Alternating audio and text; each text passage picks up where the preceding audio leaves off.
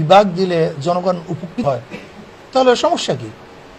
যদি আমরা মনে করি দেশের কল্যাণ হয় বিভাগের মাধ্যমে এবং নোয়াখালী বিভাগ যদি দেওয়া হয় তাহলে এই স্থান, এই এলাকা উন্নতি হবে, জনগণ ভালো থাকবে, তাহলে এই দাবির সাথে আমি এক ঐক্যতা ঘোষণা করি।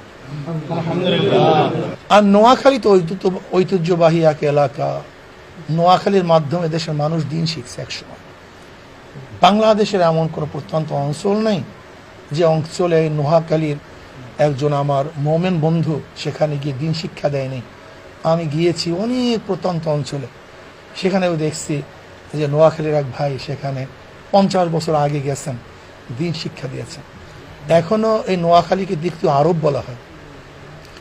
এবং আমি বিশ্বাস করি বাংলাদেশের যতগুলি জেলা আছে সব জেলার চেয়ে নোয়াখালীতে আলেম বেশি এবং হক্কানি ওলামায়ে কেরাম বেশি। আলহামদুলিল্লাহ, আল্লাহ পাক তাদের বরকতে এখন এদেরকে ধনীও বানিয়ে দিয়েছেন। গোটা দুনিয়ার মধ্যে নোয়াখালীর লোক পাওয়া যায়, তারা শিক্ষিতও আছে, বড় বড় পর্যায়েও আছে। আমি বিশ্বাস করি নোয়াখালীর এই ইসলামপন্থী লোকগুলি ইসলামকে প্রতিষ্ঠিত করার জন্য তারা ঐক্যবদ্ধ হয়, চেষ্টা করে, তাহলে ইনশাল্লাহ অবশ্যই কমপক্ষে নোয়াখালীর থেকেই ইসলামের পতাকা উড্ডয়ন হবে বলে আমি বিশ্বাস করি। নোয়াখালী টিভি, বৃহত্তর নোয়াখালীর প্রতিচ্ছবি।